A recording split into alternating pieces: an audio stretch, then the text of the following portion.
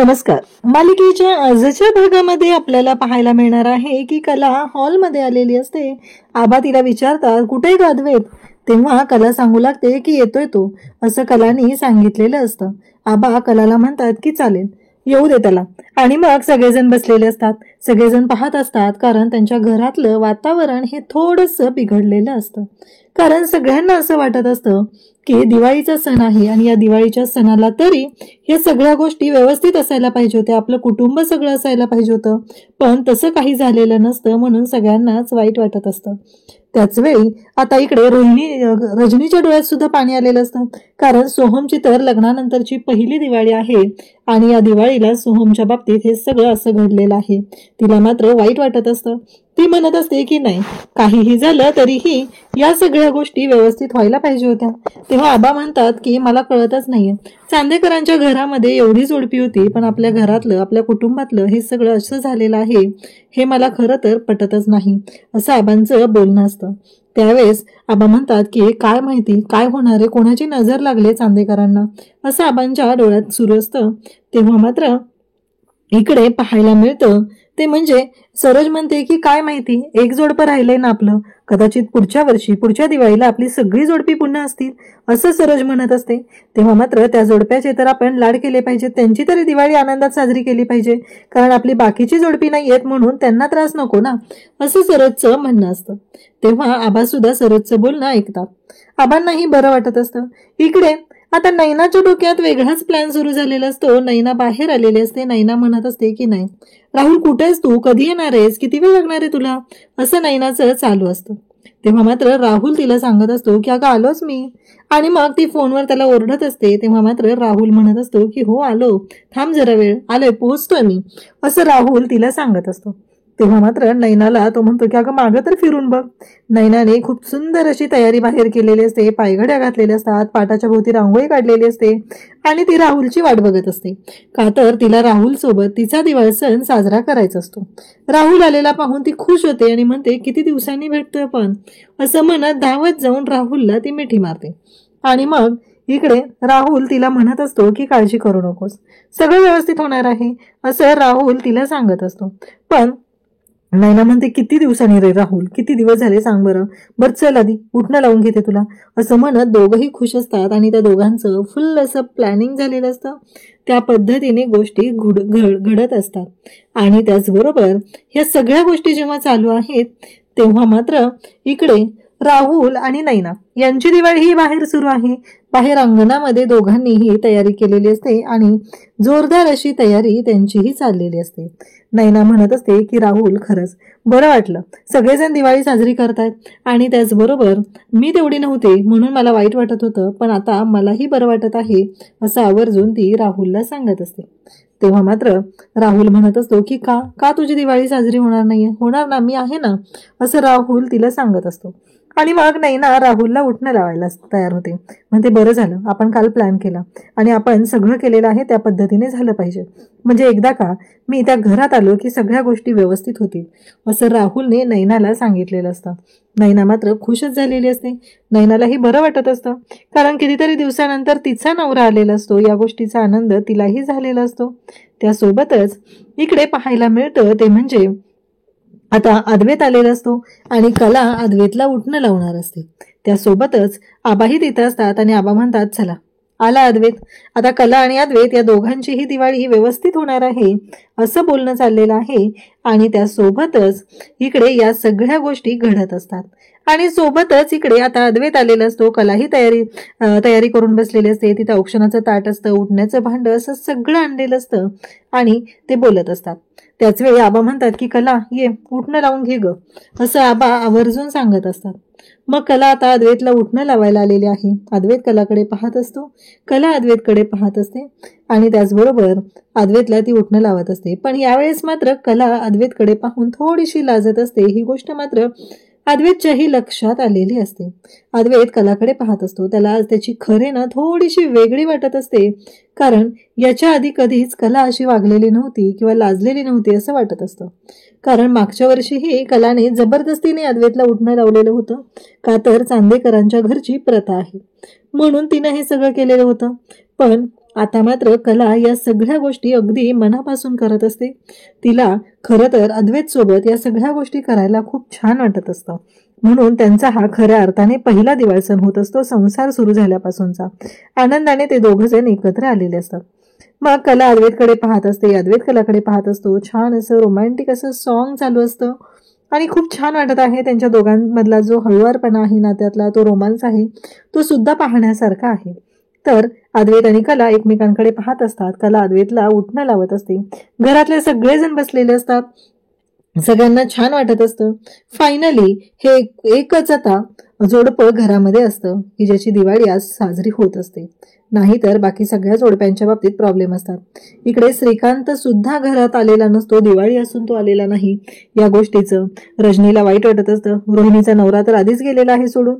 त्याचबरोबर सरोजच्या बाबतीतही तेच आहे. आणि आता सोहमची बायको तीही घरात नाही. अशा गोष्टी घडलेल्या असतात. इकडे कला अद्वैतच्या गालाला उठणं लावत असते आणि अद्वैतकडे पाहत असते. अद्वैतकडे पाहताना तिला खरं तर त्याच्याकडे पाहतच राहावं वाटतं की त्या दोघांमध्ये त्यांचं जे नातं आहे ते खूप छान पद्धतीने घडत असतं. आणि त्यासोबतच इकडे पाहायला मिळतं ते म्हणजे कला आणि अद्वैत दोघंही खूप छान पद्धतीने ही सगळी परिस्थिती जी आहे ती हँडल करत असतात. ही सगळी परिस्थिती आहे ती हळुवारपणे सोडवण्याचा प्रयत्न करत असतात. त्यासोबतच इकडे पाहायला मिळतं की आबा म्हणतात की काय झालं, कोणाचा आवाज येतोय रे बाहेरून. आबा जेव्हा असं बोलतात तेव्हा कला आणि अद्वैत म्हणतात की बहुतेक हा राहुलचा आवाज आहे. हे लक्षात आलेलं असतं. कारण इकडे राहुलने आता नैनाला उठणं लावायला सांगितलेलं असतं आणि नैना मात्र उठणं लावत असते. अगदी भरभरून उठणं लावत असते. राहुल म्हणत असतो की अगं एवढं नको ना. तेव्हा नैना म्हणत असते की का, असू दे ना एवढं उठणं, काय प्रॉब्लेम आहे. कारण इतक्या दिवसानंतर आणि मग राहुलही नैनाला उठणं लावत असतो आणि त्या दोघांचा आवाज घरातल्यांपर्यंत पोहोचलेला असतो. कारण कला आणि अद्वैतच्या आयुष्यात सुखाचा क्षण आलेला आहे, त्यात विघ्न तर आलंच पाहिजे. अशा पद्धतीचं हे सगळं आपल्याला पाहायला मिळत आहे. मग कला आणि अद्वैत एकमेकांना आंघोळ घालायला जाणार असतात आणि त्याच वेळी बाहेरून आवाज आल्यामुळे सगळे घरातले बाहेर आलेले असतात. सगळ्यांना कळत नसतं की हे सगळं काय आहे. तेव्हा राहुल आबा म्हणतात की तू कोणाला विचारून आलास इथे, तुला कोणी अधिकार दिलाय, अंगणातही यायचं नाही, अशा पद्धतीने आबा सांगत असतात. तेव्हा मात्र इकडे राहुल म्हणत असतो पण एकदा ऐका ना आबा. आबा म्हणतात की चल बस झालं, आतापर्यंत खूप वेळा तुझं ऐकून घेतलेलं आहे, पण आता मात्र मी तुझं काहीही ऐकणार नाही, असं आबांनी स्पष्ट केलेलं असतं आणि आबांनी स्पष्टपणे सांगितलेलं सुद्धा असतं. नैना म्हणत असते की का, मला पण माझ्या नवऱ्यासोबत दिवाळी साजरी करायची. आबा तुम्ही इकडे बोलत आहात की शापामुळे एवढं सगळं झालेलं आहे, घरातल्यांचे संसार उद्ध्वस्त होत आहेत आणि आता काय करताय तुम्ही. आता मला माझ्या नवऱ्यासोबत दिवाळी साजरी करायची आहे तर तुम्हाला ते बघवत नाहीये कोणाला, तुम्हालाच वाटत नाहीये ना. आबा फक्त या घरातली सगळी माणसं कला आणि अद्वैत या दोघांच्या भोवतीच फिरत आहेत. बाकी कोणाबद्दल कोणालाच काही वाटत नाहीये. आम्ही पण या घरातच आहोत ना, मग तुम्ही कधी आमचा विचार केलाय का, असं नैना बोलत असते. तेव्हा मात्र रोहिणी म्हणते की अरे जा तू, माझा मुलगा माझ्यासाठी मेलाय. नाही ना, बस झालं तुझं, बंद करे सगळं, चल आतमध्ये, असं ती बोलत असते. राहुलला म्हणत असते की नाही. अद्वैत त्याचबरोबर कला सगळेजण. नैना म्हणत असते की नाही, हा माझा संसार आहे आणि मला माझा संसार माझ्या पद्धतीने हवा आहे, असं ती बोलत आहे. आणि तेव्हा मात्र इकडे सगळ्यांच्या समोर या गोष्टी घडत असतात. कला हे सगळं पाहत असते आणि त्याचबरोबर कला तिथं जाते आणि नैनाला म्हणू लागते की बस झालं नैना, ताई आतापर्यंत खूप झालेलं आहे, आम्ही सगळ्यांनी खूप गोष्टी तुझ्या सहन केलेल्या आहेत, पण राहुलच्या बाबतीत नाही. तुला माहितीये ना तुझा नवरा गुन्हेगार आहे आणि तरीही तू त्याची साथ देते. तेव्हा नैना म्हणते की हो, मी लग्नामध्ये त्याला वचन दिलेलं आहे आणि मी त्याची साथ देतच राहणार आहे. त्यामुळं कोणी काहीच बोलू शकत नाही, कारण राहुल माझा नवरा आहे आणि त्याने काहीही केलं तरीही मी त्याच्या सोबत आहे, असं नैना ठणकावून सांगत असते. तिच्या डोक्यामध्ये प्लॅन सुरू असतो, त्यांचं ठरलेलं असतं, त्या पद्धतीने त्यांच्या गोष्टींचा विचार चाललेला असतो. नैना आणि त्याचबरोबर राहुल या दोघांनीही विचार केलेला असतो की काय करायचं आहे आणि कशा पद्धतीने गोष्टी घडायला पाहिजेत, हे सगळं त्यांचं चालू असतं. त्यासोबतच इकडे पाहायला मिळतं की कला म्हणत असते की नैनाताई बाद झालं. ती म्हणते की तुझा झालाय ना संसार सुरू, तुला कशाला प्रॉब्लेम असणार आहे, कारण मी इथं अडते, माझ्याबद्दल प्रॉब्लेम होत आहे, तुला काय फरक पडणार आहे, तुझा नवरा आहे ना तुझ्यासोबत, असं म्हणत नैना ही कलाला ओरडत असते, कलाला बोलायला सुरुवात करते. तेव्हा मात्र कला म्हणत असते की नैनाताई, त्याने काय केलंय तुला चांगलंच माहिती आहे आणि तरीही तुला जर असं वाटत असेल की सगळ्यांनी त्याला ऍक्सेप्ट केलं पाहिजे, त्याच्यामुळे चांदेकरांच्या घरावर एवढं मोठं संकट आलेलं होतं, त्याच्यामुळे हे सगळं झालेलं आहे, त्याच्यामुळे चांदेकर जेलमध्ये गेलेला होता, पण त्याला त्याचं काहीच वाटलेलं नाही, असं कला बोलत असते. तेव्हा राहुल म्हणतो की हो मी जातो, माहितीये मला माझ्यामुळे सणाच्या दिवशी घरामध्ये प्रॉब्लेम क्रिएट होत आहेत, मी जातो, पण एक गोष्ट मला फक्त हवी आहे, ती म्हणजे आबांना जाताना मला नमस्कार करायचा आहे, असं तो बोलत असतो. तेव्हा मात्र सगळेजण त्याच्याकडे पाहत असतात. राहुलची ही नाटकं असतात हे आबांना सुद्धा माहिती असतं. आणि मग मात्र आबा त्याला म्हणत असतात की बस झालं, कारण आतापर्यंत खूप गोष्टी ऐकलेल्या आहेत, आता बास, असं आबा त्याला सांगत आहेत. आणि राहुल आबांच्या समोर येतो आणि आबांना नमस्कार करायला लागलेला असतो. तेव्हा मात्र आबांनी पाय बाजूला घेतलेले असतात आणि त्याला दाखवून दिलेलं असतं की तुझ्या नमस्काराची अजिबात गरज नाही, आत्ताच्या आत्ता निघ तू, असं आबांनी दाखवून दिलेलं आहे. तर रोहिणी इकडे येते, त्याचा हात पकडते आणि त्याला म्हणते की मी आणि नैना इथली परिस्थिती सांभाळून घेऊ, तू जा, माझे मी बघते काय करायचं आहे ते, असं ती सांगत असते. पण राहुल मात्र ऐकायला तयार नसतो. कला सुद्धा नैनाला म्हणत असते की नैनाताई बाद झालं, आतापर्यंत खूप गोष्टी ऐकून घेतलेल्या आहेत, सगळ्या गोष्टी तुझ्या मनाप्रमाणे घडवण्याचा प्रयत्न केलेला आहे, आणि तरीही जर तू अशीच वागणार असतील तर आम्हालाही विचार करावा लागणार आहे. तू विसरलीस का ग तुझ्या नवऱ्याने काय काय कांड केलेले आहेत, आणि तरीही तुझी ही नाटकं चाललेली आहेत, आणि तुला सांगितलंय ना तुझी हिंमत कशी झाली, असं ती बोलत असते. तेव्हा मात्र रोहिणी धक्के मारत त्याला बाहेर काढते आणि नैनाला सुद्धा आवर्जून सांगते की माझा मुलगा माझ्यासाठी मेलेला आहे, तू आत्ताच्या आत्ता आत चल, असं म्हणत रोहिणीने नैनाला सुद्धा आत घेतलेलं असतं. इकडे अद्वैत बाथरूम मध्ये आलेला असतो, आंघोळीची तयारी झालेली असते, उठणं लावलेलं आहे म्हणून कलाने आंघोळ घालायची आहे असं ठरवलेलं असतं. परंतु अद्वैत मात्र विचार करत असतो. तेव्हा कला म्हणते की चांदेकर काय झालं, तेव्हा कला म्हणू लागते की मला कळत नाहीये की नैनाताई अशी वेड्यासारखी का वागते, म्हणजे मला खरंच विश्वासच बसत नाहीये की नैनाताईच्या डोक्यात हे सगळं. खरं तर मी ना घेतला स्टँड आणि बोलले वाटेल ते नैनाताईला, कारण चूक तर तिचीच होती ना. तेव्हा अद्वैत म्हणतो की हो बरोबर आहे, हीच आहे माझी बिनधास्त खरे, असं अद्वैत तिला बोलत आहे. तेव्हा मात्र कलाने अद्वैतला आंघोळीसाठी पाणी काढलेलं असतं आणि त्याचबरोबर त्याला म्हणते की चल, आणि मग कलाला तो म्हणत असतो की तू माझी बिनधास्त खरे आहेस. कला म्हणत असते हो का, आणि गालातल्या गालात हसत असते. कलाच्या डोक्यात आता वेगळेच विचार चाललेले असतात. कलाला असं वाटत असतं की आता ना मी एक काम करते, चांदेकरला ना गार पाण्याने आंघोळ घालते, त्याला गार पाणी ना सहन होत नाही, म्हणजे मजा येणार आहे, असं कला विचार करते. आणि कलाने मुद्दामूनच गार पाणी काढलेलं असतं आणि अद्वैतच्या अंगावरती गार पाण्याचा मग वतते. तेव्हा मात्र अद्वैत ओरडायला सुरुवात करतो. अद्वैत म्हणतो तुला कळतंय का, मी गार पाण्याने नाही आंघोळ करू शकत. तेव्हा कला सांगू लागते की तुला माहितीये का चांदेकर, अरे तिकडं खऱ्यांच्या तिथं माहितीये का सगळे विहिरीवरती जातात, तुला माहितीये ना विहीर आहे तिथं, आणि मग तिथे आंघोळ करतात, पहिल्यांदा गार पाणी घेतलं की बरं वाटतं, अरे अभ्यंग स्नान आहे, आणि असंही तू एवढ्या डोक्याने गरम आहेस की जरी मी गार पाणी टाकलं तरी ते गरमच होणार आहे, मग काय प्रॉब्लेम आहे तुला, असं ती अद्वैतला बोलत असते. अद्वैत म्हणतो काय चाललंय तुझं हे सगळं. तेव्हा कला म्हणते की नाही, आता मी तुला उठणं लावले ना, मीच आंघोळ घालणार आहे, मी तेल लावून उठणं दिलंय ना लावून, तुला माहिती आहे ना मी माझ्या कामाच्या बाबतीत किती परफेक्ट आहे, मी अजिबात माझं काम अर्धवट सोडत नाही, त्यामुळं तुला आंघोळ घालायची जबाबदारी माझीच आहे, असं म्हणत अद्वैतच्या समोर ती आलेली असते. तिचं फक्त एकच चालू असतं, अद्वैतला गार पाण्याने आंघोळ घालायची आहे आणि मी ती घालणार, असं तिचं बोलणं सुरू असतं. तेव्हा मात्र कला हे सगळं मुद्दामून करते हे अद्वैतच्या सुद्धा लक्षात आलेलं असतं. तेव्हा अद्वैत तो पाण्याचा मग घेतो आणि म्हणतो चल तुलाच दाखवतो मी कशी गार पाण्याने आंघोळ करायची असते, असं म्हणत अद्वैत तो मग घेऊन कलाच्या मागे लागतो. कलाला म्हणत असतो की आता बघ काय होणार आहे, आणि मग अद्वैत कलाच्या डोक्यावरून ते पाणी ओतायला घेतो. कला मात्र हात जोडते आणि अद्वैतला म्हणू लागते की चांदेकर बास, असं म्हणत ती बोलत असते. आणि असं नको ना करू, असं म्हणत ती ओरडत आहे, त्याचबरोबर डोळे बंद केलेले आहेत, अक्षरशः हात जोडत आहे. त्याला म्हणत असते की नको ना चांदेकर, थंड पाणी नको.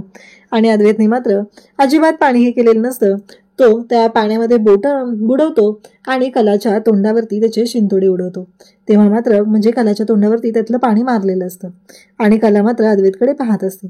तेव्हा अद्वैत विचारत असतो की नक्की कळलं पाहिजे मला की काय झालेलं आहे, या सगळ्या गोष्टी कशा घडलेल्या आहेत आणि काय घडलेलं आहे हे मला कळलं पाहिजे, असं हे बोलणं चाललेलं असतं. आणि त्याचबरोबर या सगळ्या गोष्टी जेव्हा घडत असतात, अद्वैत कलाला म्हणत असतो की आता कसं वाटतंय. कला अद्वैतला धक्का देते आणि तिथून जाऊ लागते.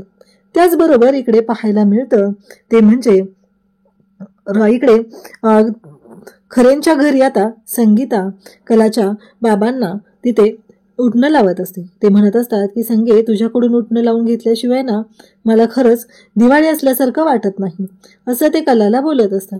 तेव्हा मात्र कला म्हणत असते, संगीताला ते म्हणत असतात आणि काजलला म्हणतात की काजल, मला काय म्हणायचं माहितीये का, की फोटो काढायला घे बरं. आणि मग तो फोटो सुरू झालेला असतो. काजल फोटो काढते. मग संगीता काजलला म्हणते की तुला पण उठणं लावून घेते, असं म्हणत ती बोलवते. आणि मग काजलला ती बोलवते आणि उठणं लावायला बसवते.